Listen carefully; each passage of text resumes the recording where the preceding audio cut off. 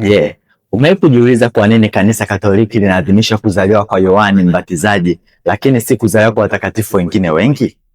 Leo ni siku ya Jumatano tarehe 24 mwezi wa 6 mwaka 2026 ambapo kanisa linaadhimisha kuzaliwa kwa Yohane Mbatizaji.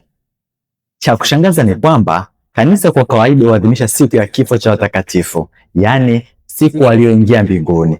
Lakini kwa Yohane Mbatizaji kanisa linaadhimisha hata kuzaliwa kwake. Ni kwa nini? Kwa sababu tangu tumboni mwa mama yake Yohane alichaguliwa na Mungu kuandaa njia ya Masihi.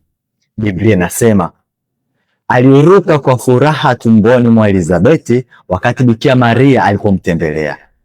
Funzo kwetu ni hili: Mungu anaweza kuwa na mpango juu ya maisha yako hata kabla hujazaliwa.